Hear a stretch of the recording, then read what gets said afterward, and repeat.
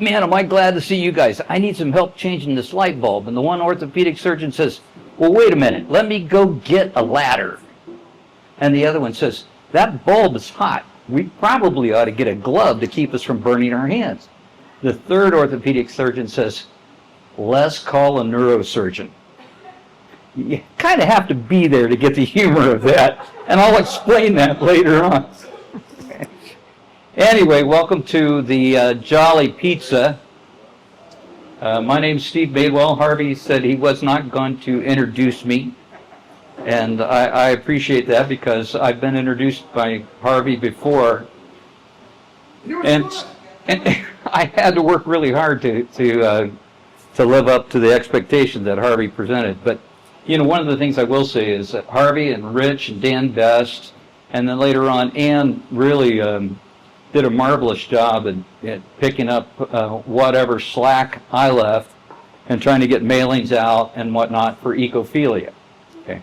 One of the things that we're going to try to do is we're going to try to tap our mailing list to get other people involved in doing presentations. Because back in the day when Tom Maston started it, he would do things like, he would look around the room and say, Connie, we haven't heard from you for a while, so how about October you do a presentation? Whatever you want to do, but we'll see in October. And so it would be nice to get back into that kind of situation because there's some really knowledgeable and talented people on our mailing list, and everybody on the mailing list, to the best of my understanding, has done a presentation at one point or the other. And everybody that's done a presentation has a great enough interest and depth of experience that they could pull something else up to do another talk. Well, I'm doing a talk about a personal experience, and I've coined this the epicenter of a polytrauma. And I might get around to telling that story of how I came up with that name. But anyway, it was just a little over a year ago. Many of you know that I was a performing musician from the time I was 14 years old. Last year was the first year I didn't play a gig since I was 14. So it was a pretty profound change and shift. And in the heyday, I was doing as many as 158 performances a year. You know, and last year or the year before the accident, I think I did like 68 or something like that. The day of the accident, I was talking with a producer guy that I worked with from the UK, and we were talking about it was time for me to change my mode of operation. It was time for a change. And I told him I didn't want to continue to be performing at the level I was performing at, but rather to be doing higher quality gigs.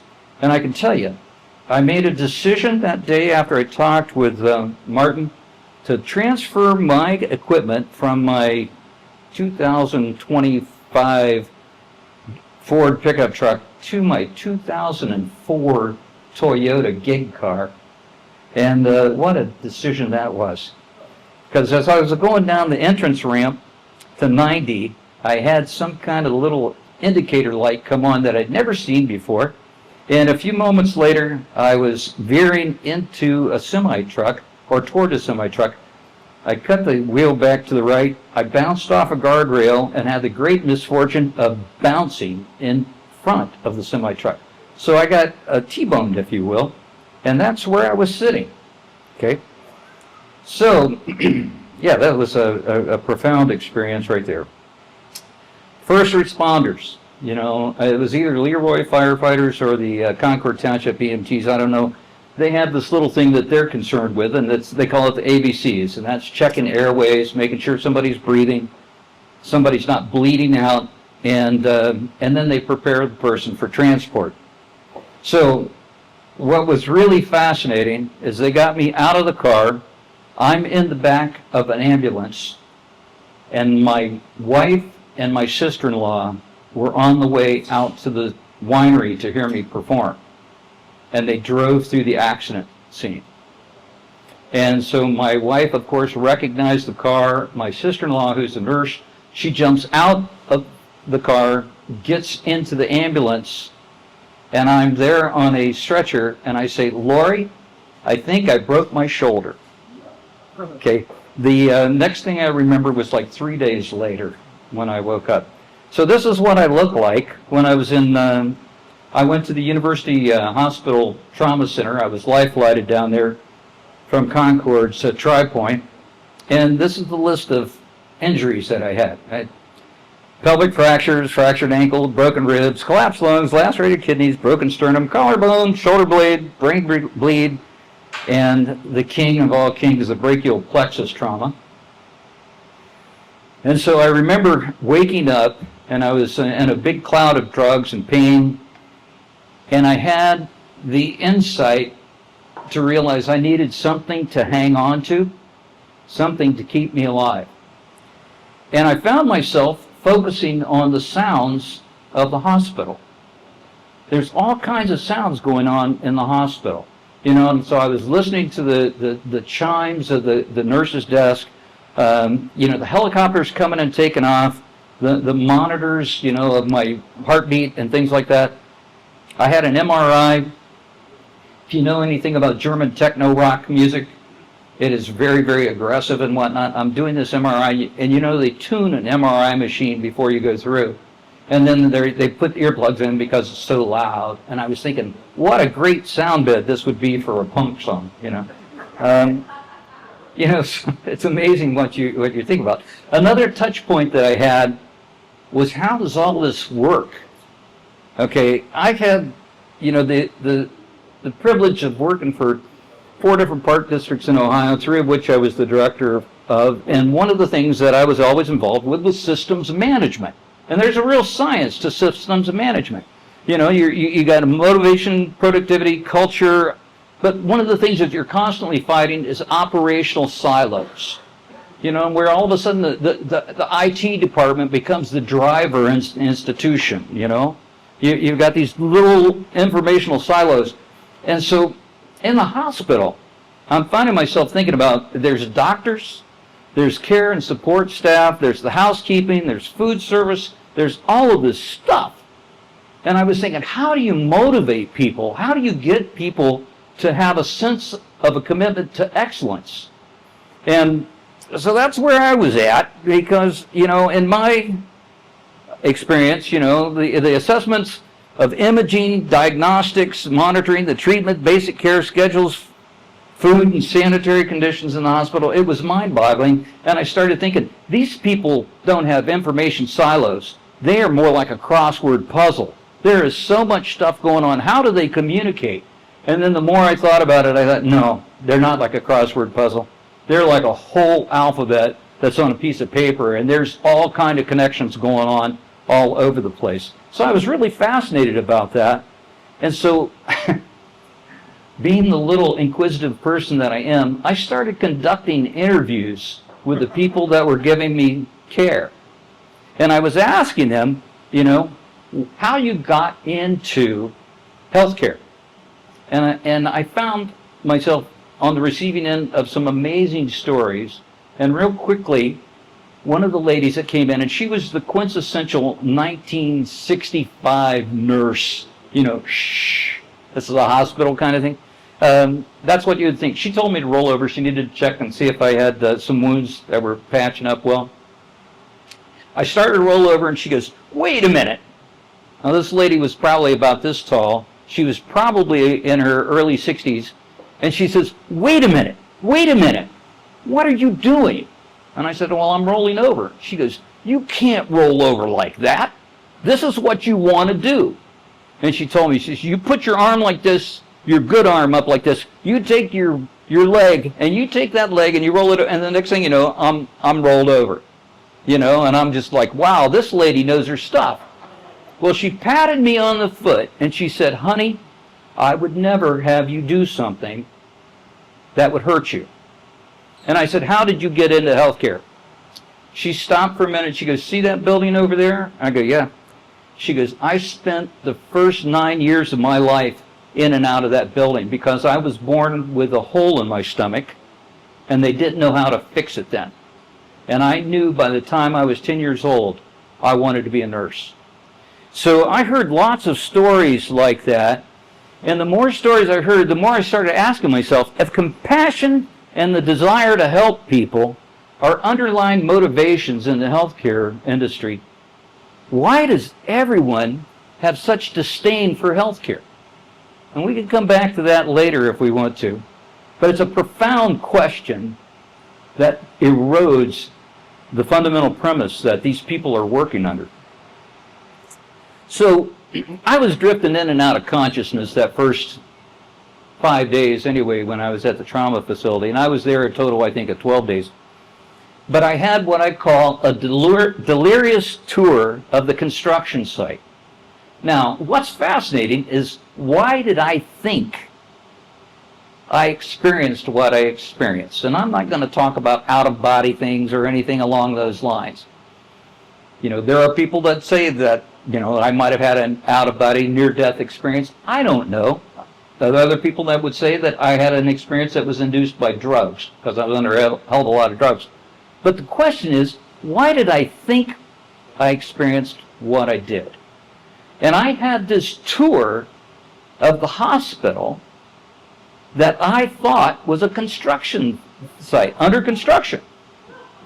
And so when I came to on like Thursday morning, I made a comment to my wife, this is going to be so nice when they get all of this work done.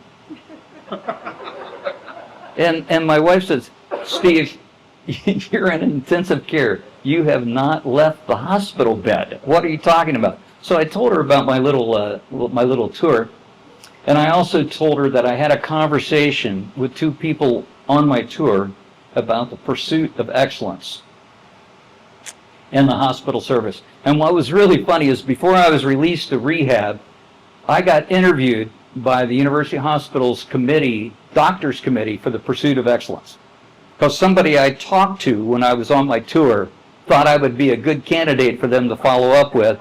And then the facility manager at the tower had heard about my interviews, so they came and interviewed me about my observations on their staff and their services that were provided.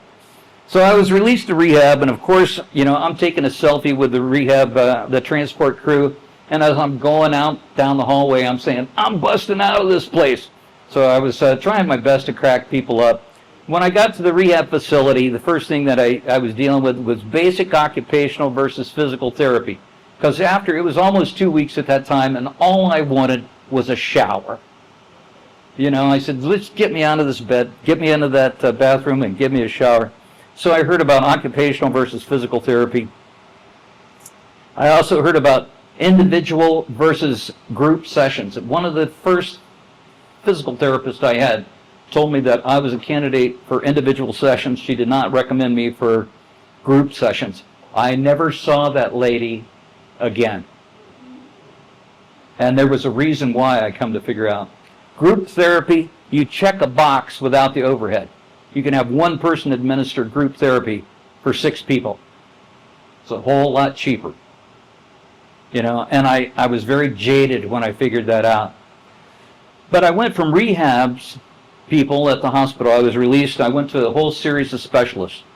I had through the good graces of John Bergfeld, who was a retired orthopedic surgeon at the clinic. He hooked me up with the best shoulder guy at the clinic and the best hand guy at the clinic. And so they put me through some steps. Now, while all of this is going on, my buddies in the music community had a wonderful thing for me. They had a benefit for me at the Beachland Ballroom, which I mentioned because on the road to recovery, that kind of support is really profound. And I went there. It was a full house at the Beachland, and about 44 musicians were playing. And it was, if I would have got up and tried to thank them, I would have been a blubbering old man. So I didn't. I had somebody else speak for me. But anyway, I had a really great shoulder doc and really great hand doc. And these guys are putting me through a whole bunch of imaging, x-rays, ultrasound, the MRI, and the EMG. And by the way, an EMG test, if you ever get the opportunity to take one, do it. It's life-altering. They stick needles in your muscles, and then they measure the responses with electric currents. And I thought it was fascinating for about 5 minutes. And then I'm like looking at the neurosurgeon, and he's kind of backing up from me a little bit. But I realized, and I kept being told that a lot of the pain I was experiencing, it wasn't associated with broken bones, per se. It was my damaged brachial plexus trunk. And so this is a diagram of the brachial plexus that I lifted off the internet. It's a lot going on there. And you see those little things up there, C4, C5, those are your vertebrae coming out of the back of your head, right? And so you can see between the C4, C6, there's a lot of nerve trunks coming out of that area. Okay, this is an x-ray of my collarbone. Here's a close-up. I think that's why my shoulder killed me during group sessions. I did not have the structural integrity to sit upright. And so when I would have to sit through a 45-minute session or an hour-long session, my shoulder felt like it was collapsing. And that was jaded me a little bit. But so I was convinced after that of finding the right therapist, getting hooked up with the right people. And I can't emphasize, if you experience any kind of trauma like this, finding the right physical or occupational therapist is huge. And I went through a bunch of PTs. Okay. The purpose of physical therapy is restore movement, reduce pain, improve physical function, yada, yada, yada. And they've got a bunch of exercises, manual therapy, and some education. Occupational therapy helps you out around the house doing things that you do through the course of your day.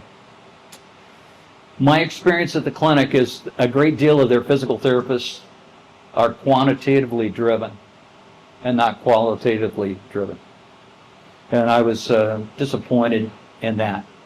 I mean, I just had an experience a couple weeks ago where the physical therapist dismissed me from physical therapy while he was looking at the computer. I hadn't been to one in 2.5 months. And the guy looked over the computer and said, "You're done with PT." I was like, what's this mean? Especially when my orthopedic surgeon had just given me an extended PT order. So I still didn't have the A-team together.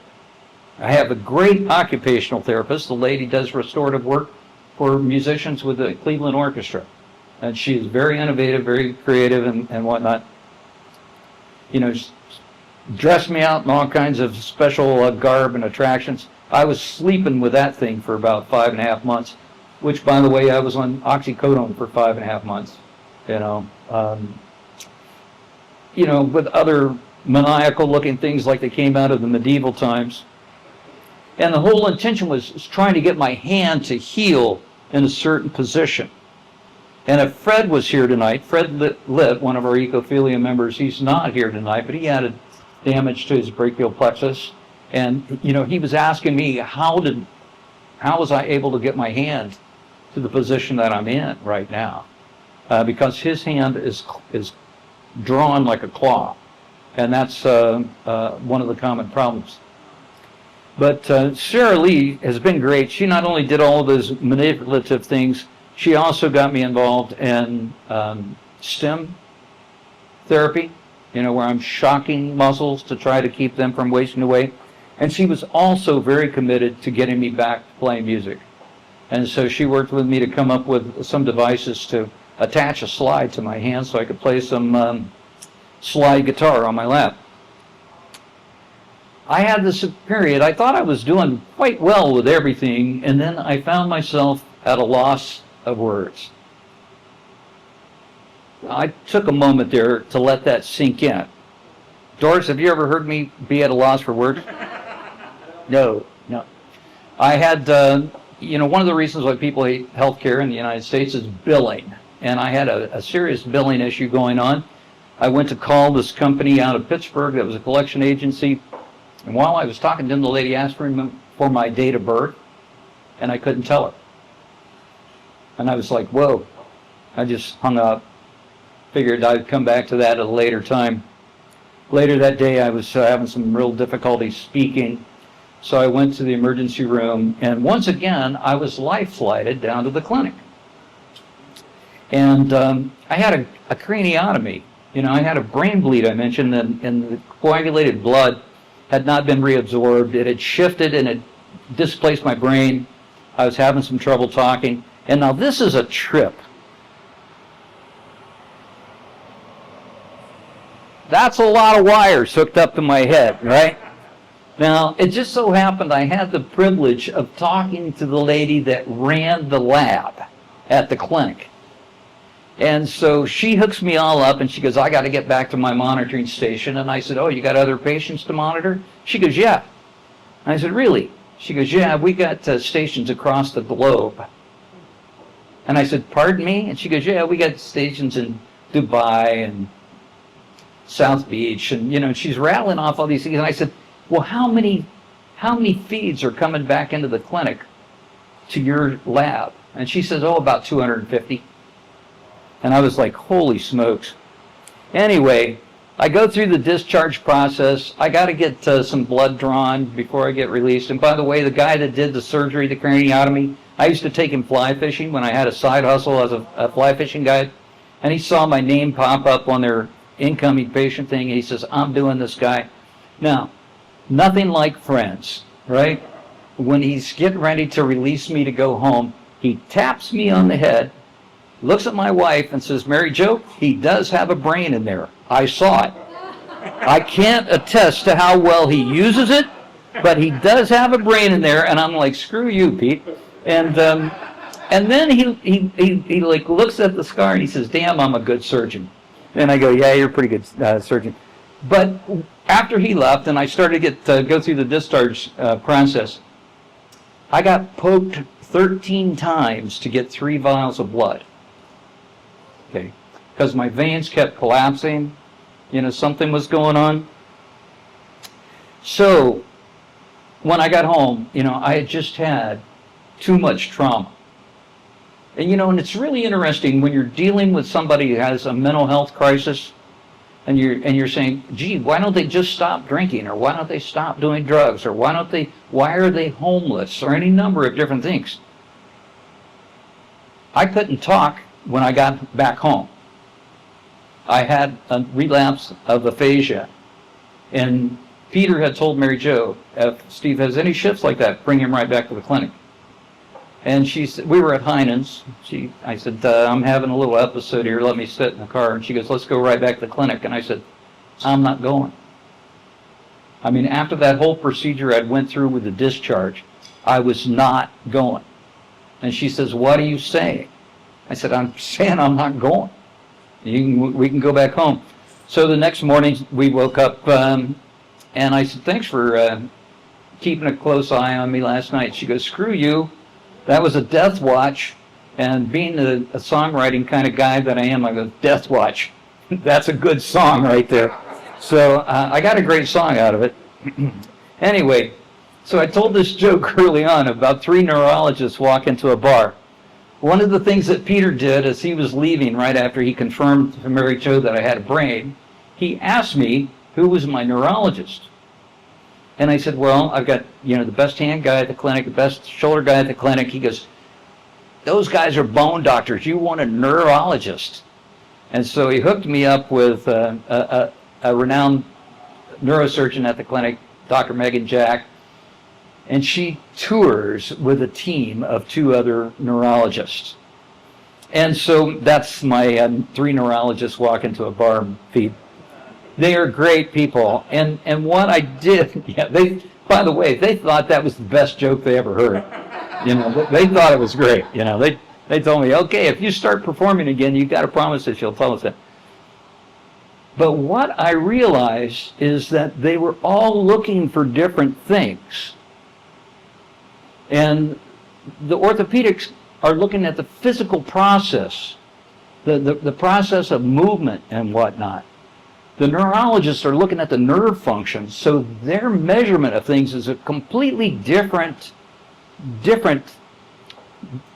let's say, dimension. And I remember after one meeting with a neurologist, they were looking for such subtle movement in my fingers, and at that time I could not move my fingers hardly. And Dr. Cow would get down on his hands and knees and hold my finger and tell me to try to move it. I mean, no no devices hooked up, his hand, feeling and saying, can you move that? And then he would tell Dr. Jack, I think I sense this. Okay, this was really interesting. This is so intuitive. And so, but what I did, every time I came away from a meeting with them, I had some little insight to what they were looking for. And so when I got home that night, I got a rubber band, I put it on my little finger, or on my finger, and I started trying to move my finger and watching the tension of the rubber band. And when I could sense the tension changing, that was a positive feedback loop for my brain to say, that's the signal that you want to be sending. And that is the technique I have used to re-educate my nerve-muscle connection. I mean, it's really, really crazy. But I realized in dealing with them that I'm really waging a war on three fronts. And this is something that we all take for granted. You know, you've got this nerve regeneration process, okay? You've got muscles, and then you've got joints. Because if you don't use your joints, they lock up, okay? If you don't use your muscles, they waste away. Now, while I am wasting away and my joints are freezing up, I'm waiting for my nerves to regenerate. Okay, and nerves regenerate at like 1 millimeter, I think it's 1 millimeter a day. You know, it's an incredibly slow rate. And so, you know, I realize there's this whole difference between recovering and recovery. You know, I can go through a process, a recovery process, and I can get to a point, but is that point going to be acceptable to me? Or is it going to be someplace completely different than what I'm looking for? And so the reason I bring this up is anytime you're in a scientific discussion with people, you have to be aware, whether it's natural resource management or political systems or medical systems, you have to be aware of the syntax and the lexicon that they have so that you really are on the same page. And so the nerve regeneration is around 1 inch per month, and it follows a sequence. And it's really quite interesting when you're dealing with these folks, and they are looking and they can predict what digits are going to come back online in what order. And they can say, okay, can you do this? And say, no, okay, there's nothing there. Okay, that will come later. And, you know, the unfortunate reality is that the nerves may or may not regenerate. With all of the science that we have, there's just some unpredictables in the world, and that's one of them. They may or may not regenerate. The joint freeze, that's the other area I mentioned. A frozen shoulder takes 6 to 36 months. When you see Fred Litt and he's walking like this, there's a reason he's walking like that, or in his wheelchair like that. I can tell you that the nerve pain from a brachial plexus injury is so severe that your body involuntarily slams your arm up against your body to keep it from moving. I mean, it's a pain reaction. And it's as a consequence of that, most patients get a frozen shoulder. And if you know anything about the human anatomy, the shoulder is a very complicated joint. Okay, there's a lot going on because it quasi-floats. And so it's got lots of connective tissue, and without use, that connective tissue encapsulates. And so you've got this great big blob of locked up tissue holding your shoulder in one position. 3 to 6 months to 36 months, generally it's reversible. Okay, it's not guaranteed, but it generally is reversible. That, however, when you're dealing with a frozen shoulder, you're also looking at the encapsulation of all of the joints in your hand. So you've got frozen digits, you got all, and I have joints in my hand I did not even know. I just took for granted until I'm trying to move them, and I'm going like, holy smokes. And then in addition to that, I mentioned muscle wasting. You know, speculative estimates, sometimes they say You have 1 month of inactivity, it may take you 6 months of activity to recover for that. Okay, so I was basically laid up for, darn near a year, and I can walk, I can get around and whatnot, but my arm is just beginning to get function again, and my hand has still got a ways to go. So I'm running this 3-way race. Now look, there's no doubt about it. I mean, I made a statement in the precursor to this talk, in our announcement, that if you're going to have a traumatic experience, you cannot find a better place in the world, perhaps, than Northeastern Ohio. I mean, the care I received at the trauma facility at UH was just astounding. And it was very much like a construction zone. They are rebuilding people there, when you think about it. They're taking pieces parts and putting folks back together. So it's an amazing place to have an accident if you're going to have with amazing science. The diagnostics are incredible. Everything from X-ray to ultrasound, it's just absolutely amazing. The intervention and repair that's capable surgically. My neurologists, they talk about nerve splicing, where they can take a section of a unused recovered nerve and splice it into a nerve that has not responded or has deteriorated beyond recovery. Tendon transfer, and there's a lot of duplicity in these joints in your hand, so they can actually take and move things around and gain function if it's shut down. There's the rehab and recovery facilities here, and although I had some somewhat negative experiences with physical therapy, not all of them were bad, and they're quite competent people and very, very, very good. It's just what I don't like is they have a lot of drive, it seems, in the PT department at the clinic based on quantitative versus qualitative care.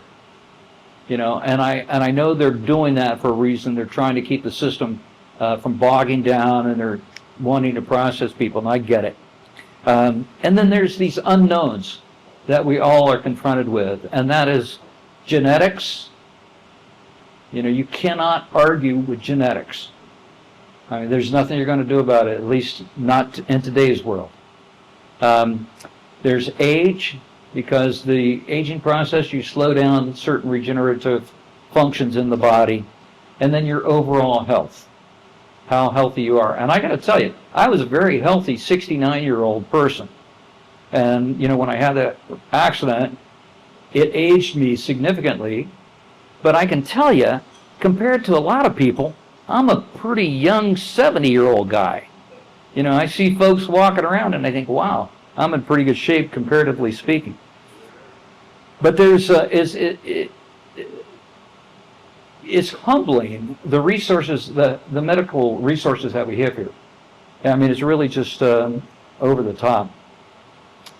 And I've spent enough time in the natural resource and the conservation world cultivating contributions and pushing projects along that I have spent time with some great people. I mean, people like Larry Sears. When you spend time with them, you realize what a great person this is. I've spent some time with some great people, and I feel very privileged to be able to say that. There are great, great people working at both University Hospital and the Cleveland Clinic. Darren Croft, for an example. If you get a chance to talk with Darren, what an incredible individual. But one of the things it comes back to is the individual that's involved. And you have to have attitude, you have to be engaged, you have to have motivation and focus, you have to have persistence, because it's not easy. But you also have to have outside encouragement and support, and you have to be judicious enough to get the right team. And if you don't feel like you got the right team, it's important to just call that out and change and go shopping and go see if you can find somebody better. So that really is about the essence of what I came to talk about, what I've got to do now. all my doctors. It's funny because my surgeons, I've got an orthopedic shoulder guy, orthopedic hand guy, 3 neurologists, and they all tell me, they have all said this: we are surgeons. We like to do surgery. We don't see any reason to do surgery on you yet. Maybe you won't need surgery. So that's pretty good endorsement. But they all said also, we have to just wait and see where this is going to wind up and where it's going to go. So just a closing thought. This was the only casualty to my instruments in the accident. And, you know, this was a beautiful thing. Jono and my son got all my stuff out of my car, and Harvey knows Jono, and these guys, I came back to the barn where I store my stuff in my little loft studio. I went upstairs to check on things when I was shuffling about. And you know how your car has the little metal stickers on it? You know, like Malibu, in my case is RAV4. They had collected those metal things off of my car and had stuck them on my guitar cases. I think, what a sick action! It just cracked me up. I laughed. But this was the only guitar that took a hit, and my son took it to a really master luthier in East Lake, Kenny Lesko. Kenny heard about my accident, and in about 6 weeks he called me up and he says, I got your guitar done. He said, I was able to fish the truss rod out. I was able to glue it back up. He says, I can refinish the neck and no one will ever know it was involved in a wreck. And I said, well, hell no, Ken. Leave that scar on there. You know, so I refer to this guitar as Lazarus. And there it is, sitting right there. And that's what I played on Father's Day on that anniversary day. So that concludes my talk. And I'm happy to field any questions or share any conversational items that you might have after I have a sip of beer.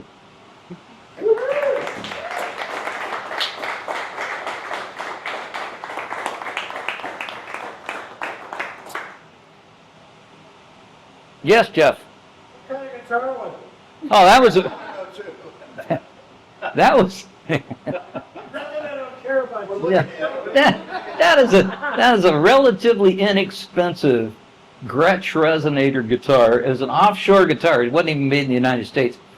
I go out and I visit my son in Montana, and he's got a great music shop in Montana, and it's dangerous for me to go there. I go there, and I've bought 3 or 4 guitars from that place. You know, it was funny. One time I walked in and I asked the guy, I said, will you ship to Ohio? And he goes, we'll ship to anywhere. You know, but that guitar I bought out there, and they had, I think they had 7 of them in stock at the time, and I played them all, and it was by far and away the best sounding one. Relatively inexpensive, about $700 guitar, and but it's a resonator guitar, and you can set it up to play slide on. And thanks to encouragement from my hand therapist, you know, I've been playing that on my lap, playing slide on. So it's kind of neat. And, you know, when I made that reference to the song Death Watch, I wrote a pretty cool blues tune, you know, based on that slogan. My wife does not find the humor in it at all. But anyway, any other questions or comments? Yes, sir. So you said a light went on with your car. What was that light? What happened to your car that this happened? I think it was a constant velocity joint failed. The question was, what light came on in my car? And it was a CV joint catastrophic failure. That's as best. Yeah. It came on for, I mean, literally it came on as I was going down the entrance ramp onto the interstate, and then my car veered hard to the left. So, you know, it was, you know, one of those kind of things where it would just happen. On that car, I think it's like 230,000 miles. Okay, and for a Toyota, that's not unreasonable, and I normally keep it up and whatnot. Yeah, to really do that though, just for future reference. Absolutely. Yeah, CV joints and stuff like that at that kind of miles, You can't dork around with it. Forever. No. And it is a funny anybody, I haven't heard them line up that bad. No, it was really dramatic.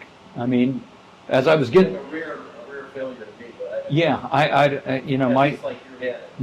my mechanics. Was there snow? Was Oh, no, this happened a year ago, 53 weeks ago, 54 weeks ago. Wow, and you're standing here. Yeah. And, Congratulations, I mean, well, thanks. Yeah. Were you going to tell us something about people in healthcare and how they felt about healthcare or something earlier?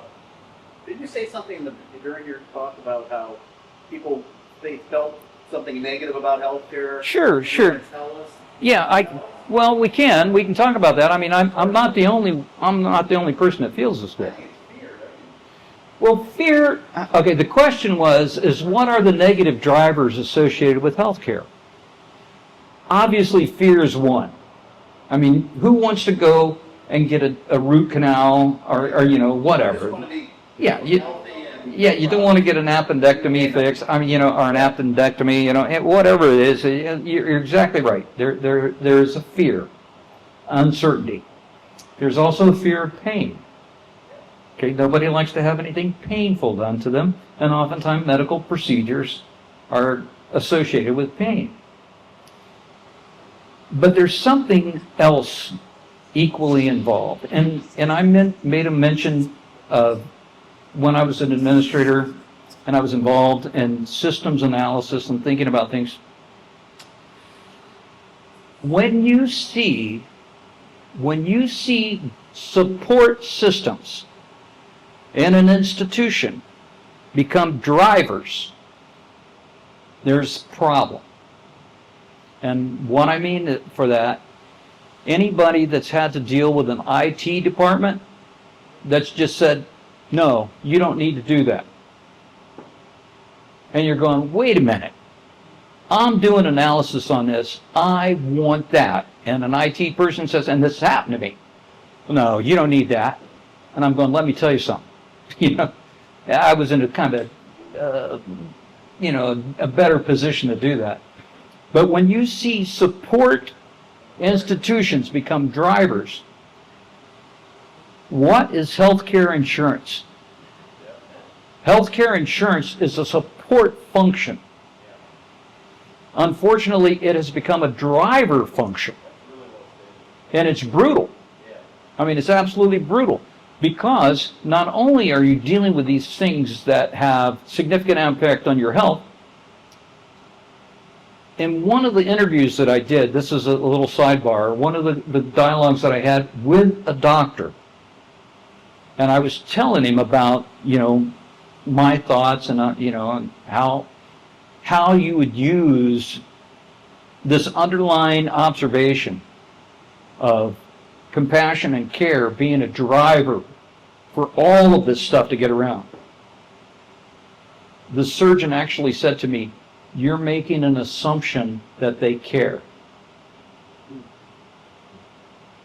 Surgeons have more detachment, maybe. Maybe. Well, and I think he was being a bit snarky, you know, certainly.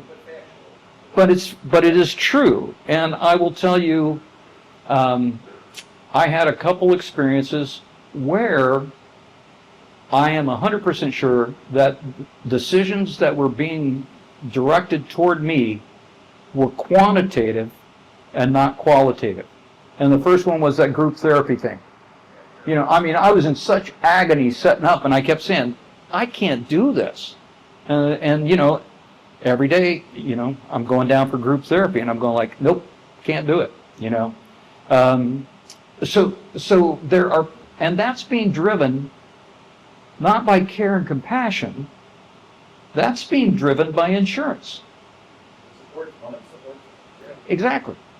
And the corporate overhead associated with that, the corporate bureaucracy, is another thing that people hate to deal with. I'll give you a couple examples. I had a double billing, and I paid for the same service twice. I realized what happened. I called this institution and told them what happened. They looked on the computer and they say, oh yes, we see that. And I said, great, you know, I want, you know, a refund. Okay, that will take 6 to 10 weeks. And I'm going, why would it need to take 6 to 10 weeks? You see it on the computer, it's a credit card payment, just cancel the payment. And they said, well, we can send you to billing and you can discuss that with them. And I go, no, I'm going to call my credit card company and I'm just going to tell them not to pay it. Well, don't do that. I go, oh, well, yeah, I'm going to do that. That's my option. That's a lot easier. Why would it need to come to that? Okay. You know, and I can go even further. I could dig into other examples like that, you know, that were clearly a reflection of somebody looking at statistics or numbers, even if they recognized the numbers were wrong or the situation was wrong, but feeding it into a system.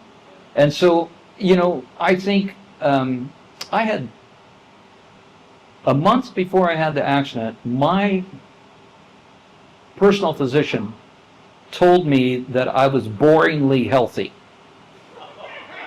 I had my annual physical in May, and my doctor actually said, you are boringly healthy. And so the next time I saw him, I said, did I catch up? And he said, Steve, you don't have a medical history, you got a medical novel. And I go, yeah, I do now. But, you know, there's just situations like that that place such a dark cloud on healthcare. And don't get me wrong, I mean, I have so much admiration for the professionals that I have dealt with.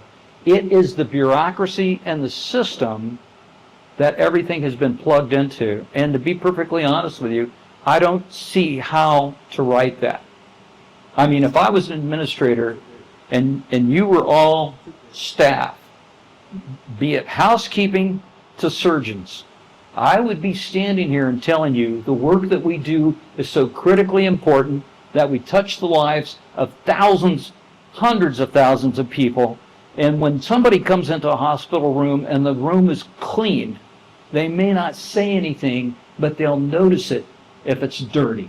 So everything we do is important. That's what I would be saying.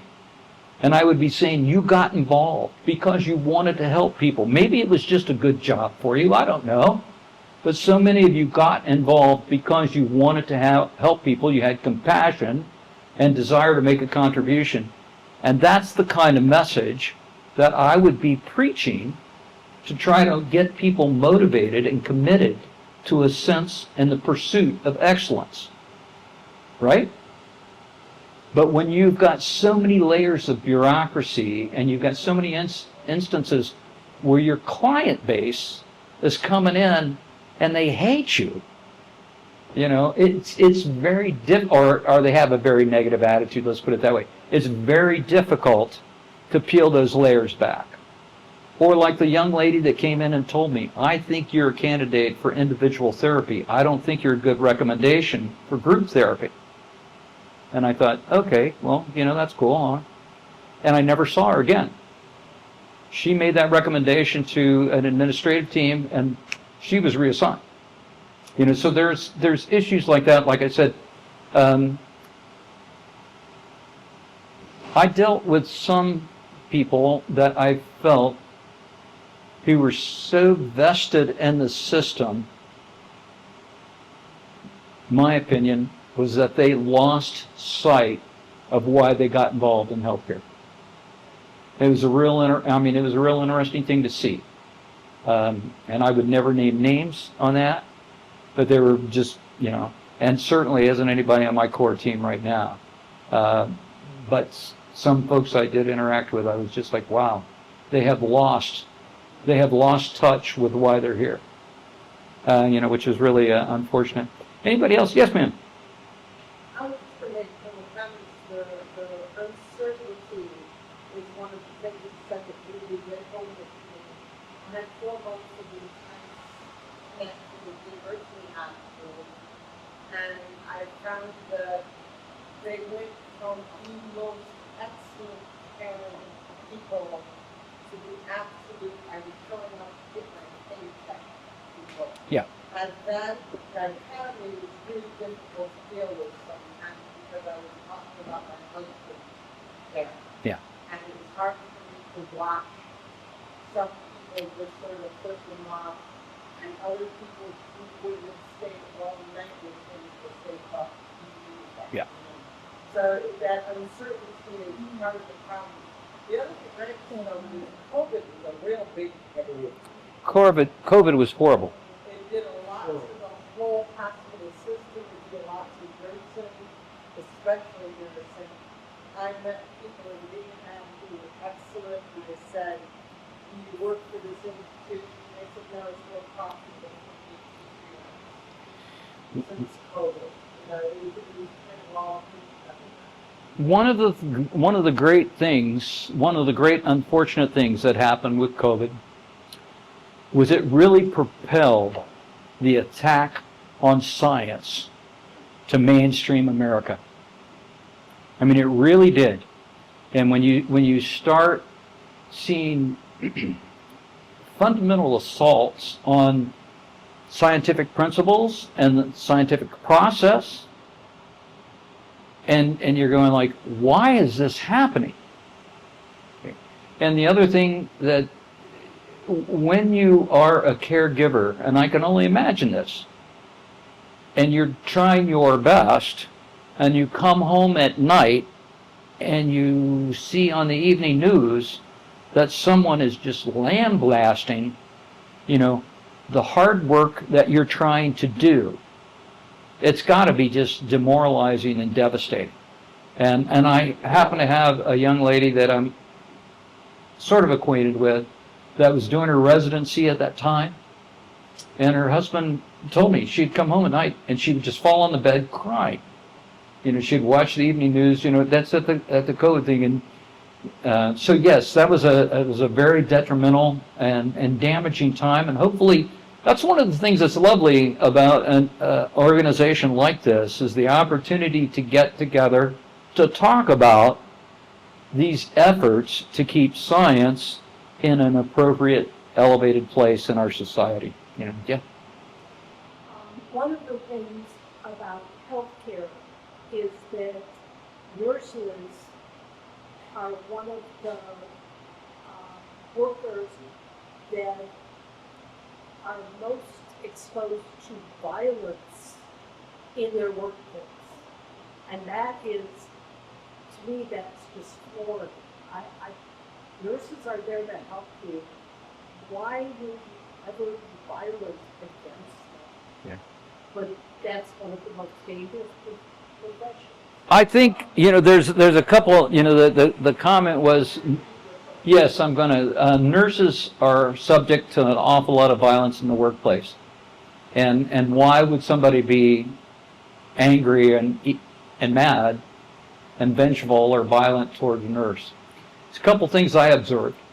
One is when I was going through my MRI, okay, and that was, I had been out of, I've been conscious for maybe less than 24 hours. And they wanted to take me down and see, you know, how things were going. And it was incredibly hot that day. And I had two technicians in the basement, or the lower level of the university center.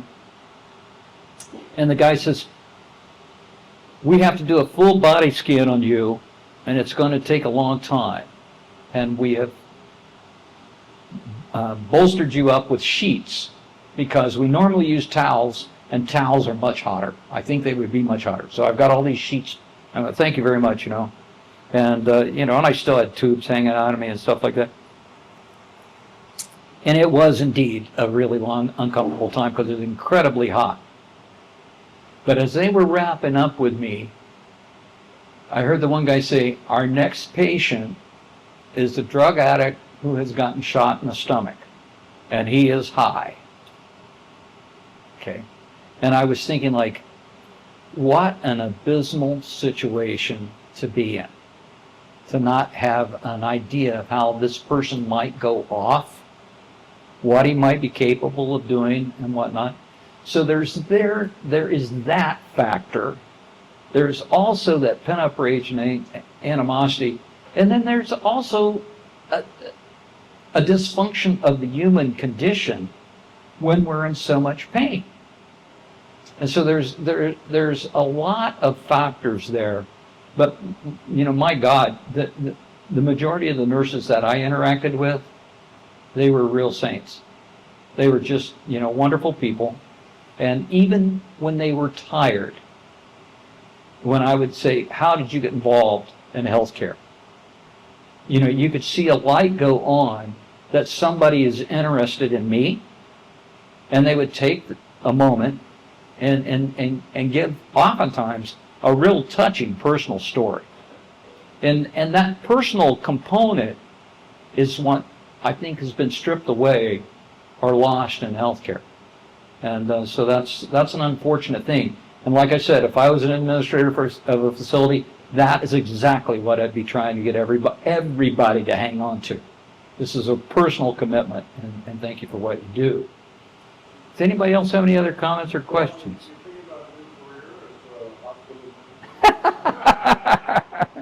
No, but when the physicians team for the Pursuit of Excellence came in and interviewed me, and then they said, wait a minute, we're going to go get a recorder, we'll be back. I thought, yeah, cool.